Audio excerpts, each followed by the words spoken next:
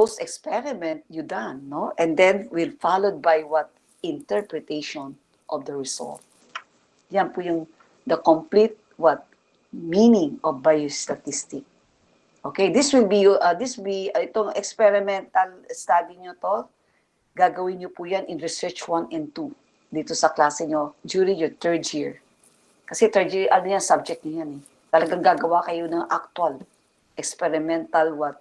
Research. Okay, so papasok yan si biostatistic, no? Kasi after you do the experiment, no? Research study, siyempre doon na kayo makakakolekta ng mga data, no? And then followed by analysis and then interpretation or conclusion. Okay? So halimbawa, you do the research about the what? The antibacterial activity of that, halimbawa is itong what do you call that na isang na leaves, no? Halimbawa itong ano bang dahon yun na basta may particular leaves, no, na pag yun ay ginamit mo, no, in a experimental study, i-assess nyo, ito bang leaves na to, magbibigay pa siya ng antibacterial activity. Katulad na ng lagundi. Yeah, the lagundi. Yun ang lagundi, is a leaves, na talaga napag-aralan po yan ng isang researcher, na treat, no, ng mga na nagkakaroon ng ubo. Yun po siya. Yun po yung ibig sabihin, no? Kaya, yan po yung complete definition of biostatistic. Okay, you do the experiment, okay, siyempre, and then siyempre, may ano pa rin yan, no? You do the statistical measurement. Okay po? Sige. So, the application of statistic is what? Involve 3 processes. Okay, what are these? Kasi statistic, ano ba itong application of statistic? May 3 involved na process eh. Hindi naman kayo agad mga anak makakakuha agad ng statistical measurement kung wala kayong gagawing 3 processes na to. Okay, sige, si Miss Hernandez. Ma'am, as far as I know, po, the processes of applying statistics are, first one is you have to make your own hypothesis, and then that is followed by... What is the meaning of making the hypothesis? What is the meaning of hypothesis? Kasi gagawa ka muna ng ganyan eh. Initially, yan ang gagawin mo. Kasi pag sinabing, di ba, hypothesis, it is also similar to the prediction, di ba? Pipredict mo. Okay, sige. Ano ba pagkakaintindi mo sa term hypothesis? Ma'am, based sa pagkakaintindi ko po ng hypothesis, it is something that you are expecting by the end of your experimentation, or it is like your initial claim kung ano po yung kakalabasan ng study. Kasi alam ko din po na there could be different types of hypothesis, and mas familiar ako sa type na null hypothesis. So, it's like... Pag null, yeah. Okay, so ano pag null hypothesis, basically, you're expecting yung kabaliktaran ng kailangang maging result ng experimentation. Experiment. And okay, then, sige. So, meaning nga, ang hypothesis pala, you make a research, and then you're able to have a knowledge, a background knowledge, no, to make a guess. Di ba, guessing din yan? Tama ba? Yes po. Oo, no? About kung ano mangyayari, no? Something that will not yet happen. Kasi ganun yan eh. Hindi pa to ng prediction pa lang yan eh. Okay, correct. Sige, what will be, yun nga lang mga anak, you do the making paggawa ng hypothesis, siyempre, ano yan, no? Kailangan talagang gumawa ng experimental or a non-experimental design, no? O tinatawag din siyang observational studies, tama? Non-experimental lang, observational. Okay, what will be the next process? Yes po. The next process po would be gathering the data. Yes. And dun niya po isa-summarize yung raw data na nakuha from the experimentation. Yes. Oo, kasi may mga results yan eh, di ba? O ilan yung nagkaroon ng sakit na itong mga smokers na to.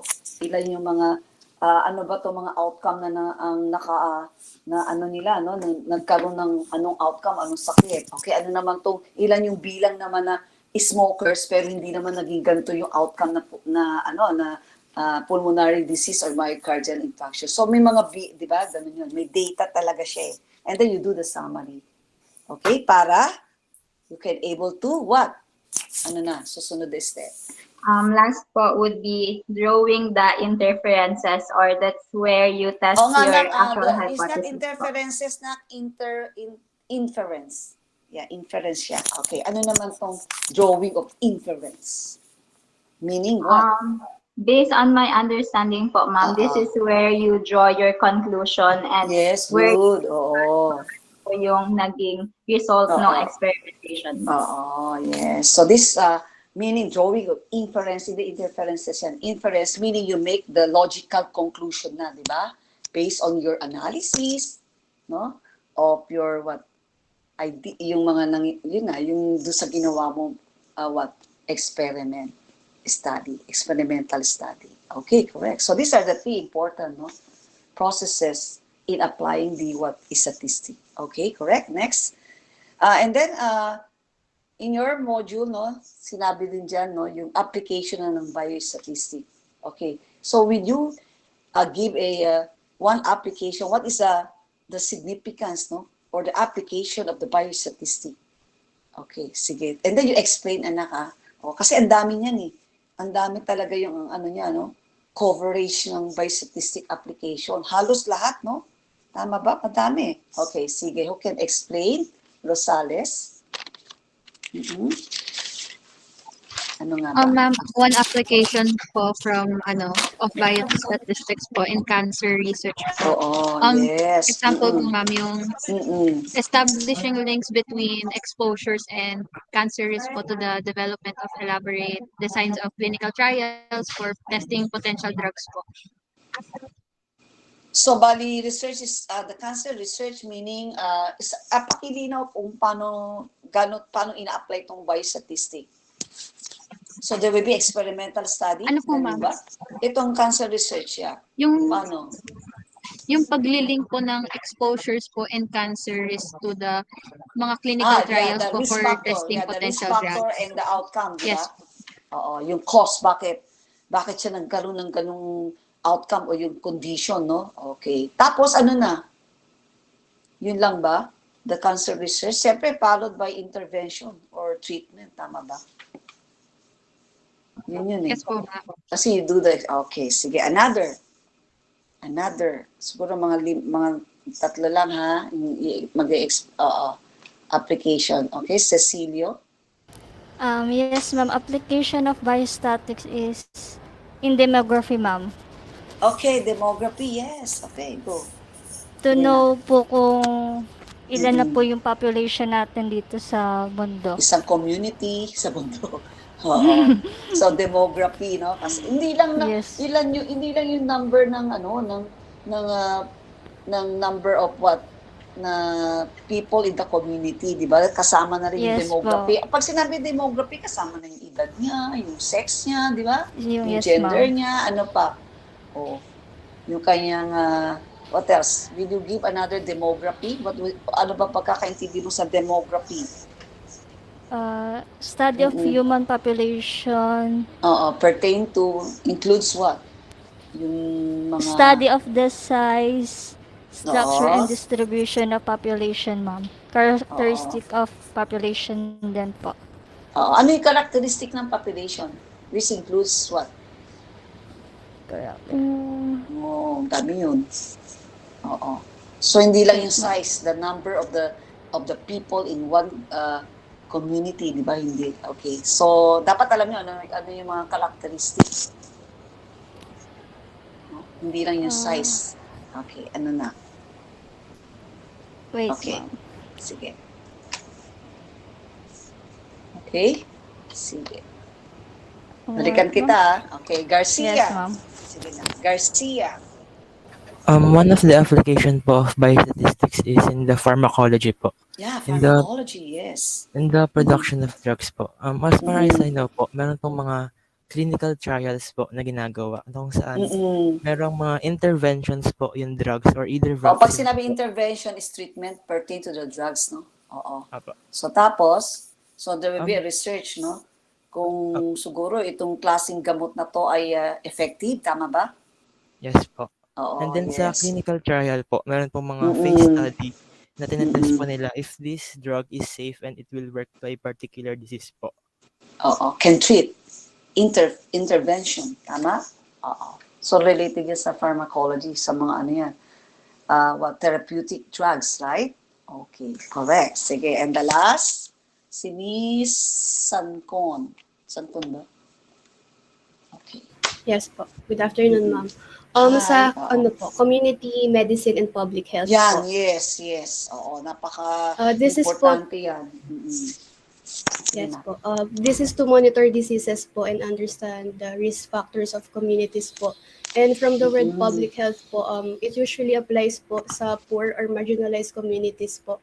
Wherein usually yung kids po yung affected like sa German measles, foot and mouth disease, mga ganun po.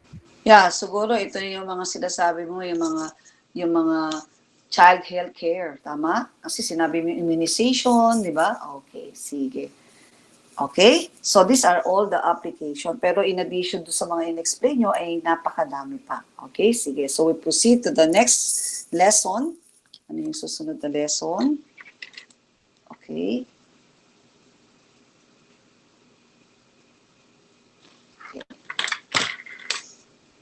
What is the lesson 2 about the what? Epidemiology, right? Okay, so what is the meaning of epidemiology? Tama ba? Epidemiology na tayo, no? Okay, sige. I-open ko lang yung module ko. Sige. Okay, Figueras. Ma'am, I believe po epidemiology is ano po, kumbaga branch po ng medicine na it deals with how to control diseases po. Okay, this with the study of what? The disease, Controlling yeah. of diseases Yeah. po. Disease occur, okay, in a different group of what? People, no? Okay. So, sama na rin, kung na-study na itong mga diseases na what, the outcome, no? So, siyempre, isusundan na po yan ng controlling, no? Or prevention, the occurrence of a disease or the outcome. Okay, so yan po yung epidemiology. And then this epidemiology have two main types, no? Non-experimental study and experimental study. Okay? And then start tayo muna sa non-experimental study. Again, it is further divided into two. Okay? Sige, ano nga ba yung dalawa? And then you explain, ha? Okay, sige. Si Miss Soriano. Ano nga ba yun? Okay? Soriano, are you raising hand? Okay. So, start muna tayo pala sa non-experimental study. Okay? It is further divided, no? Into two. What are these two?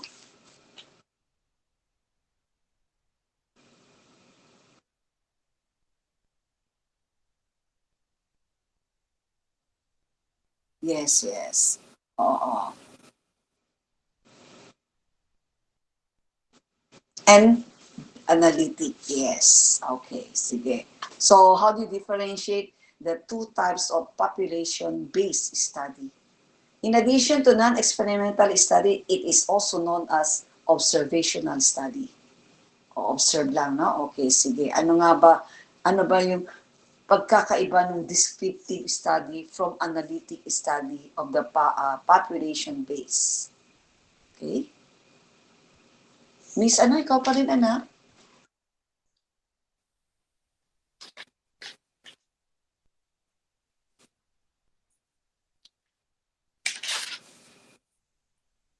Oo. So, bali yan, no? Kung what, ano yung what? Example ka nga ng what? The question, the hypothesis, may answering, following question, what?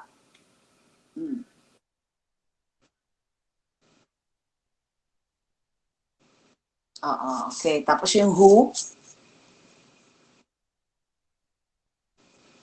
People, person. Oh, okay, the place. O, yung place na, yung where naman.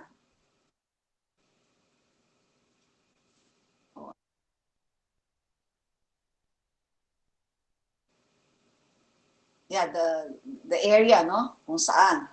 Yes. Oo. And when naman, yes. Oo. Correct. So, yan po siya. So, the example of this descriptive study is an incident study, no? Okay, so what is that incident study? So, bali ito na nga yung mga newly reported or pertain to the health sa ating sa ating public health. Ito na, dito na yung malalaman kung ano yung it is newly reported, no? Yung mga disease cases, di ba? And then you compare over the time, the place, the person. So nandoon yung mga tanong na when, who, where, and also what, no? Okay, sige. How about analytic study? Ano naman nakin? Kasi pinag-differentiate ko eh. Miss ano? Hello? Yes, yes, yes.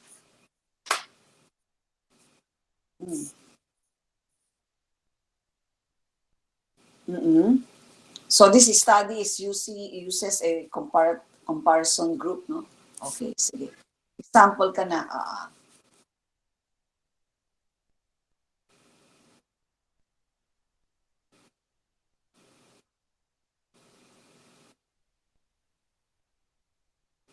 How na maintain siguro ano na lang, siguro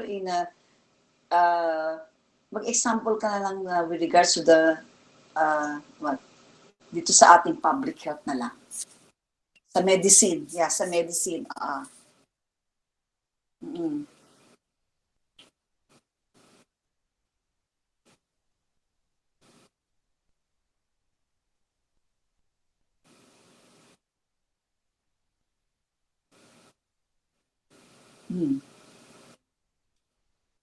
Yung effectivity. Yeah, no? Oo. So, yung generic, mas mabagal ang effective, no? Effectivity noon to treat that certain condition or disease, di ba? Oo. Siguro, kasi ito yung analytic study binanggit, no? This is a study is to measure the association, no? Between exposure and the outcome. Pag sinabi exposure na ng mga anak, ito yung risk factor. And then the outcome would be the condition, no? O yung clinical condition ng pasyente. Halimbawa, the risk factor I already mentioned kanina, yung mga smokers, di ba? Oo. So, na-expose siya sa, smokers sila. Nag-smoking sila, di ba? So, ano yung magiging outcome nila? So, yun. Maaaring magkakaroon sila ng what? Either a pulmonary condition o kaya meron siyang magkakaroon siya ng myocardial infarction. And then you compare. Yeah. Yung kukuha ka ng dalawang group ng participant. Isang non-smokers na participant, tsaka yung smokers naman. Tapos yung pinaka-outcome niyan, ano ba, ilan yung nagkaroon ng outcome ng mga MI, myocardial infarction, o kaya itong pulmonary disease. So, ibig sabihin yan, makikita rin dito na hindi naman lahat ng mga non-smokers ay hindi na rin sila nagkakaroon ng outcome or clinical condition. Yung po siya. O kaya myocardial infarction. So there's a comparison. The two groups yan eh. Non-smokers and the smokers yan. Okay? So yan po. So this is example of the analytical study is what? Ecological study. Okay? So yan eh. Kasi link ito sa level of exposure to some agent, no? For a group as a whole. Okay? So, nandoon na naman yung agent, exposure na naman yan. Risk factor yan, no? Pag sinabing some agent, exposed sa mga, siguro, pag sinabing exposure to agent, ito yung mga, yan. Maaring, halimbawa, you are what? Pertain to the COVID natin. Di ba? Itong COVID, itong nating pandemic, di ba? O, ano ba yung mga exposure? Will you cite an example?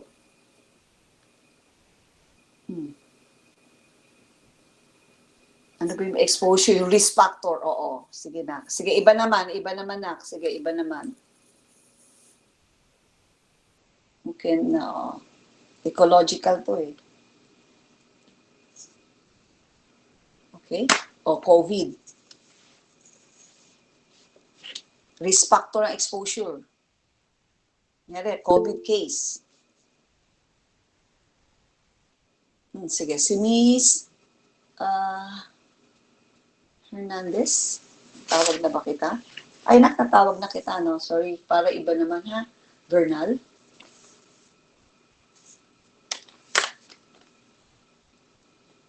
Bernal?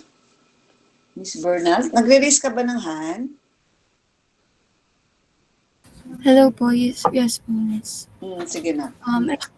Exposure po for premature death, sickness, or disability po.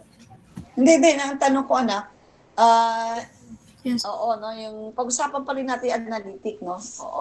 So, bali, exposure, halimbawa, kunyari, yung study mo is about the COVID, no? COVID cases, okay. So, will you explain what will be itong analytic kasi, ando dun yung exposure and also the outcome. So, yung outcome ng natin is a COVID. Ito yung sakit, condition. Outcome yun. Huwag nyo tatandaan nyo yan pag sinabing outcome, condition na mangyayari sa pasyente pag na-expose siya doon sa mga risk factor. Okay, sige. Si Miss Garcia. Garcia? Iba naman na ha. Oo. Sige, para yung iba ha. Pero good. Nagre-raise ka na akin ng... Okay, Marfil? Am I audible po? Yes po. Possible risk factors if one's exposed to COVID, probably po, chronic lung diseases. Gaya po ng I think, severe pulmonary disease like that. And pwede rin po yung thalassemia po. Thalassemia is a problema niya sa hemoglobin molecules ha. Wait, no. Hindi, yung risk factor. Kasi risk factor yun yung analytic eh. Kasi analytic, comparison yan eh, no? Andun yung dalawang grupo ng participant na talagang nagkaroon na siya ng risk factor exposure. Tapos yung outcome, nagkaroon ng condition, no? Okay. Pag-usapan natin yung COVID. Andun na yung outcome eh. May COVID na yun, no? COVID case. Okay. Will you set the example of exposure? Risk factor? Naget? Hindi? Okay, sige. Si Briones. Hello po, ma'am. Good afternoon po. Oo, magandang hapon. So, yung mga possible po na risk factor sa COVID-19 po is yung mga indoor gatherings, crowded settings, travel po. Yes, not wearing yes mask. po, ma'am. Oo. Pati po yung age po kasi minsan po mas mabilis po matablan ng COVID or maapektuhan ng COVID yung mga may edad na po compare po sa mga kabataan po. Isa na din po dun yung if unvaccinated ka at saka yung mga immunocompromised, no? Yes Individual. Oo. So yun yung mga risk factor eh. Yun yung mga sinasabi exposure. Tapos nalaman na magkakaroon ka ng gano'n, no? Itong COVID-19. So yan po. So analytic yun. Okay, tapos papasok na yung experimental study, ito na yung randomized, di ba? Trial, di ba? Okay, good. Sige. Next. Ano na yung susunod? Okay, so what will be the next lesson?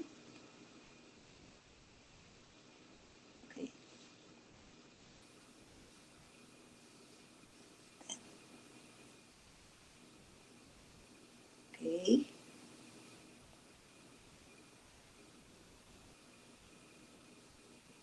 How about the individual-based study naman?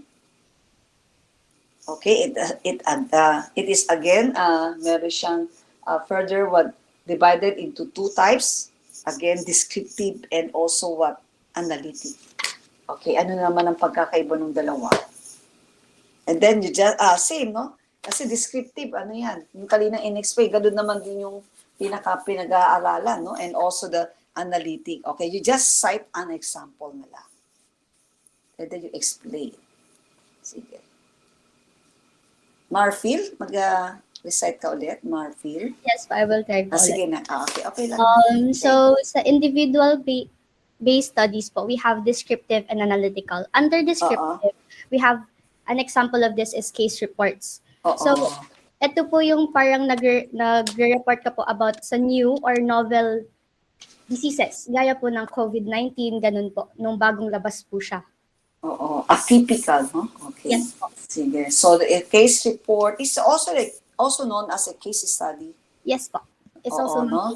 Oo. Bali, ano yan eh, identify mo talaga yung atypical feature, no, ng isang pasyente, no? Yes Okay. po. Oo, sige.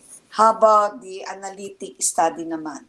Sa analytic study naman po, we have 3. We have cross-sectional study. Example, Ang cross-sectional study naman po is kung paano po siguro yung this disease will affect yung population po at a certain time. Pero ayan. Yung hindi isang po tayo- ano lang, one time lang yan, no? Ay, opo. Parang snapshot yan eh. Opo. Oo, Hindi ito din po yung tayo- sakit na to. Ganito, yes. Ito yung naging case na disease case, no? Okay, in that place. Oo, so yan po yung ibig sabihin ng what? Cross-sectional. Cross-sectional. Okay, sige. How about, so ulitin ko, cross-sectional study also known as a snapshot of a Yes. particular group of a people at a given point in time. Okay, sige. Next. How about, ano pa naman? Itong isa pa. Yung case control study naman po is the study of rare diseases. Okay, so ano yun? An example po nito is yung kunyari yung rare disease po, mayroong multiple exposures po that may occur have a single outcome po. Single outcome lang. Or So meron na naman exposure na naman, risk Yes, factor, and then isang outcome lang. isang outcome Could you lang. cite an example nga? Halimbawa, Wait po. Sige. Para mas maiintindihan tong gantong klase ng analytic study. Okay na yung cross-sectional Oo. Pwede po ba yun? Pasok po ba yung case control study about po sa colon cancer? Sige. Ano For yun? example, yung exposures po niya like Ano ba to? Multiple exposure ba? yes, And then po, one outcome? Yes po, multiple exposure related to one outcome. So ang outcome mo, itong colorectal cancer? Yun ba? Colon cancer po. Yeah. Yes, Colorectal colon or colon cancer same. Okay. Sige na. Ano yon? What will be the multiple exposure? Yun, no? Alam niyo ba kung anong risk factor na nagkakaroon ng colon or colorectal cancer, di ba? Sige, ano ba yung mga yon? Possible po is yung mga nakukuha po sa processed meats. Yes. Yun po. Yes. And yung Oo.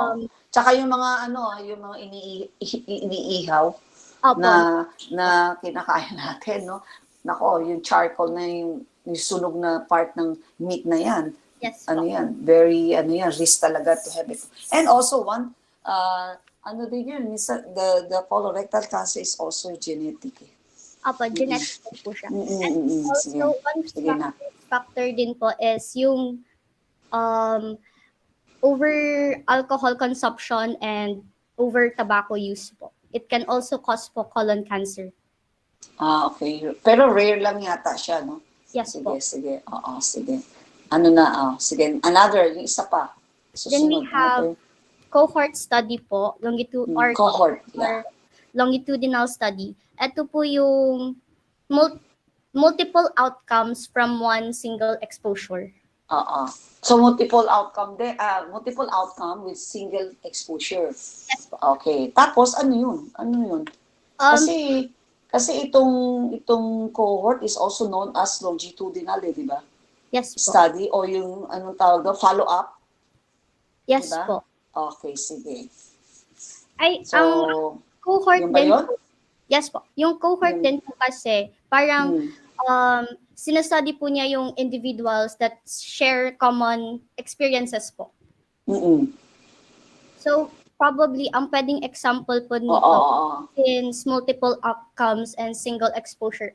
Kunyari po sa tobacco use, pwede oo, din yun. po siya magkaroon ng outcome na magkaroon siya ng lung cancer. Mm-mm. And also, yung kanina, Tapos, alin po? sige, tuloy mo na. Also, Tuloy pwede mo. din po siya magkaroon ng outcome like, yung sinabi ko po kanina na pwede din siyang maging cause ng colon cancer. Parang ganun po. May possible outcomes po siya dun sa exposure na Risk exposure. O tapos na ba yun? Pag, Hindi pa cohort po. study? Since Hindi pa it po yan. is longitudinal study, kailangan po Mm-mm. siya i-follow up po Follow up, yes. para Diba? mas ano po yung risks. Oo, para malaman talaga what will be the risk factor talaga na nagkaroon ng ganung outcome. May Yes. follow up pa yan. Siguro ilang taon din yan. Kaya medyo matagal itong the cohort study, no? Okay, Yes. correct. Sige, yun lang ba? The third, wala na ba? Yun na po yung About third. the cross-sectional, the case control, and the cohort study. Okay? Sige. Good, no? Mm-mm.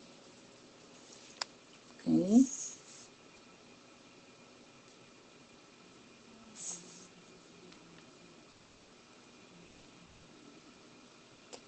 Next na. Okay, experimental study na tayo. So tapos na tayo dun sa one type of epidemiological study, which is the non-experimental. And then, the next type is what? Experimental study. Okay, sige, who can explain? There are two, may dalawa siyang branches, no? Yeah, the randomized study, or yung tinatawag na RCT, and also the non-randomized. Okay, so ano ba pagkakaiba ng dalawa?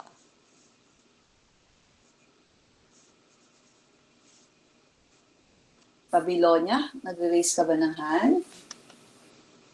Rika? Yes po, ma'am. Sige na. Yes po. Mm-mm. Ano po, according po sa reference, randomized control studies, Mm-mm. each one would be each person will be chosen by chance when ano po. Mm-mm. Teka, nag-choppy ba? Then ano po, Nakasama, hindi ko maintindihan, anak. Sorry. yes po, Hindi sa maintindihan, ano po to nag-choppy. CEU's Ay, oo. CEU's internet. Nako, huwag na tayo umasa dun.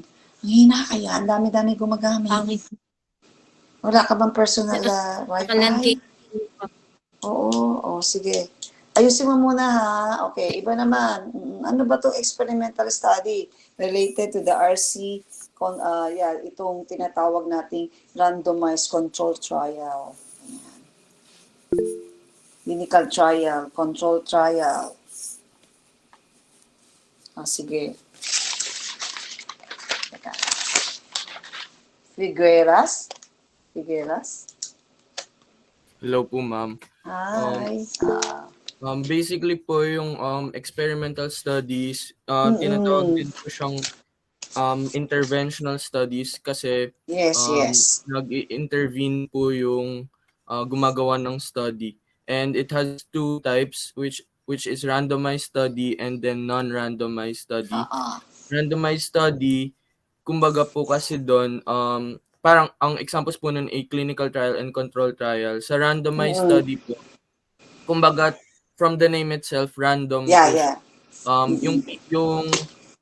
pag sinabing random, meaning the participant or the people in that study is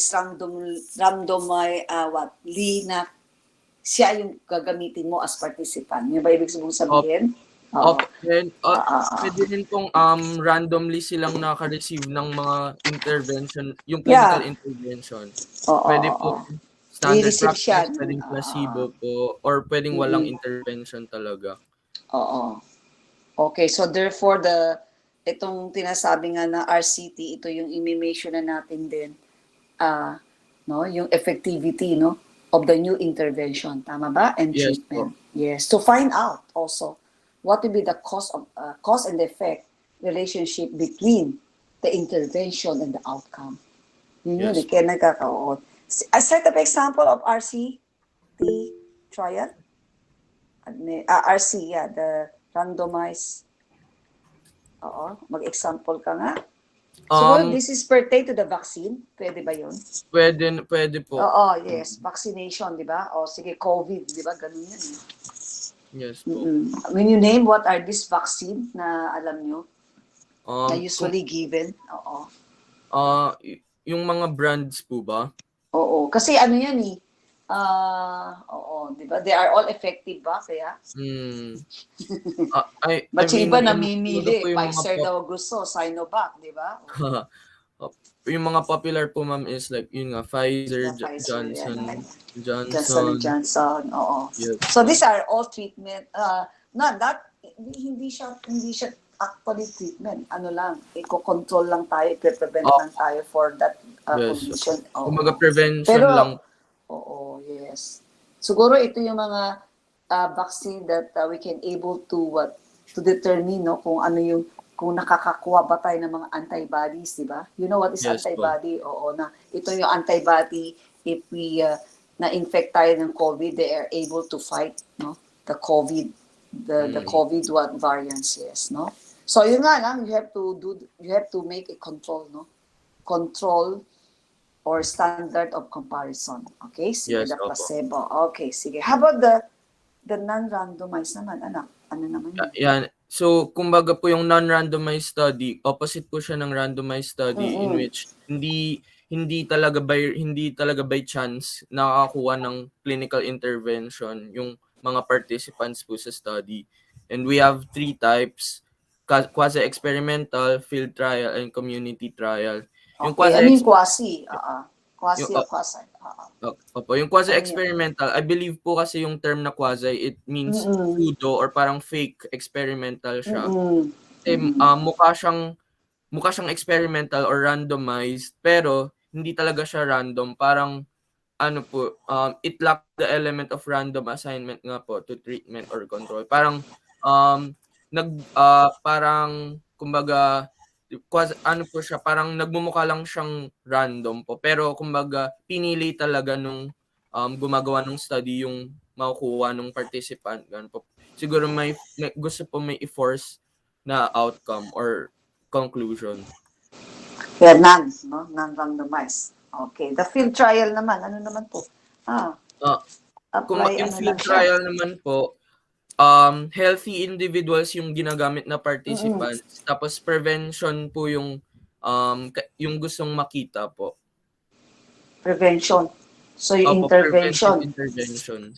Okay, yung community trial naman, apply intervention. Community trial po, it applies intervention to aggregative units. Ano ibig sabihin yun?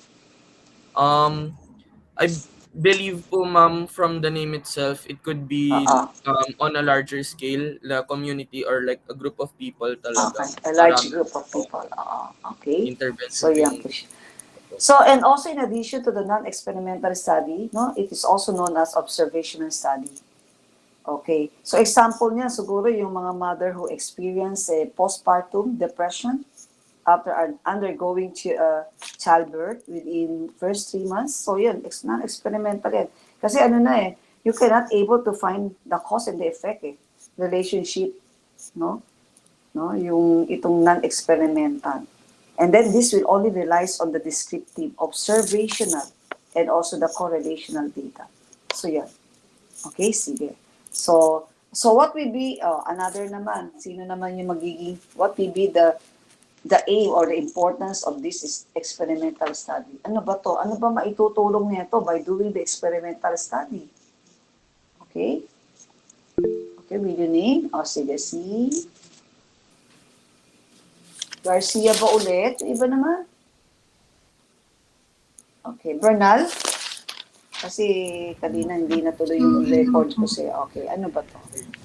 One example po ng aims po na experimental studies is to provide scientific proof po of etiological factors which may permit modification or control of disease.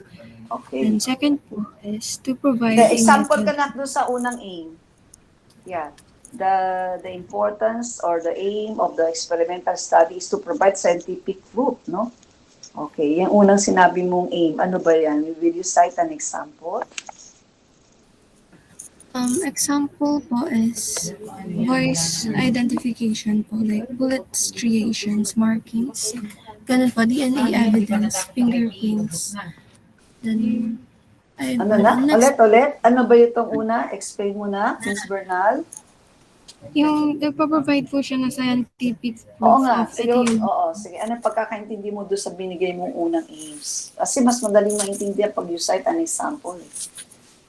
Oo. Sige, Example ano ba? po, Mm-mm.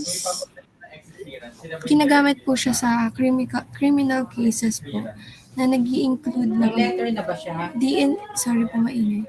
Maingay, sino ba yun? Sa school ka ba? Yes Sa po, nasa bahay? office po. DNA evidence po and fingerprints, ganun po. Oh, ano saan na yung etiological factor? Sa experimental yan, ako tutulong talaga yan sa ano yan, ha? Sa ating public health, ha? Kasi, di ba? Oh. Okay, other, sige. Wait po, sa etiological factor naman po. Sige. Intrinsic etiologies of diseases, nag-include po siya ng genetic orders like and certain types of cancers po. Cancer is not etiological. Pag sinabi etiological, the cause. Cause yun. The risk factor yan. Kasi yung cancer, outcome yun eh. Okay, sige. Iba na. Sige, si Peñalosa.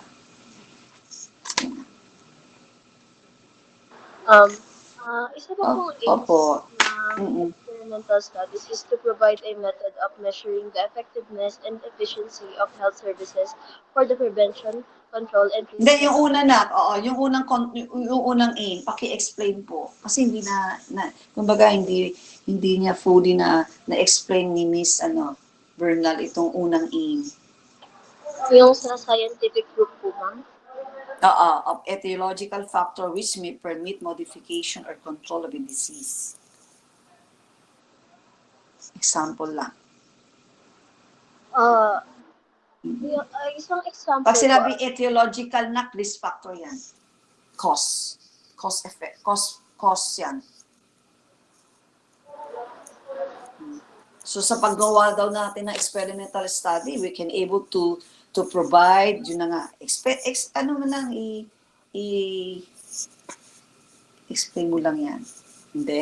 Wala? Okay lang yan. Walang minus na. Tandaan nyo, pag hindi kayo nakasagot at mali sagot nyo, walang minus ha. Huwag matatakot. Sige, ano naman?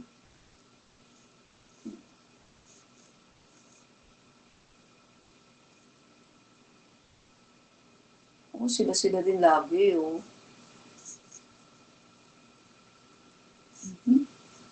Sige, si John, kasi kanina pa siya Garcia?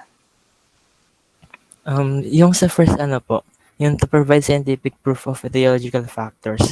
Example po natin is yung sa COVID-19 po. Okay. One of etiological factors po nun is yung mga may comorbidities po. Yes. Oo. And Tapos?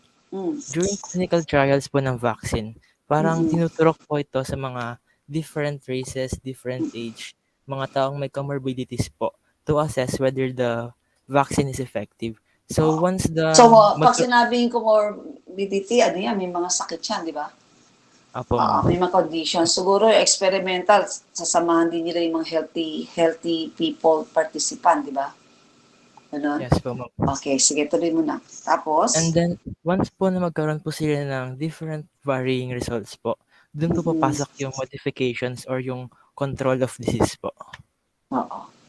So, doon na malalaman din kung how to control the disease, no? Of having the COVID. Okay. Yung dalawang participant na healthy individual and also yung may mga condition, no? Okay, sige, correct. Next. How about number 2, aim? Number 2? Sige, si Shane. Shane Peñalosa. Oo. Example na po, ma'am. Okay.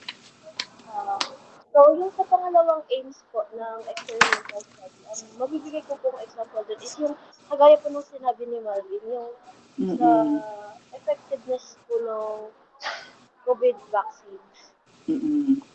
Yung effectivity and the efficiency, no? Opo. Kasi Okay. po, di ba, ma'am, meron pong Siyempre. naging study po, like kung anong vaccine po yung mas effective. And sa lahat po ng naging vaccine, ang pinakita po na parang mas na-effective is yung Moderna and Pfizer. Okay. And then followed by prevention na, no? Okay. And control and treatment of diseases to improve the health of the whole community, people in the community. Okay, so these are the two important, no, significance why the researcher do the experimental study. Mas maganda nga naman talaga, no? Okay, sige. So this will be our end discussion. So next, makikita tayo ng online tayo ulit, ha? Kasi wala pa naman kayong quiz, ha? Next meeting, and then I will I will post again the new yung virtual meeting link. Okay? Sige po. So, bye-bye. Kain, magmerienda na kayo lahat. Okay, sige. Bye, ma'am. Thank you po, ma'am. Tuloy Bye, lang po. natin. Thank you po. Thank you so much. Thank you, ma'am. Thank you po. Ma'am, pwede po magtanong? Yes. Ma'am, hindi po ba nakikita yung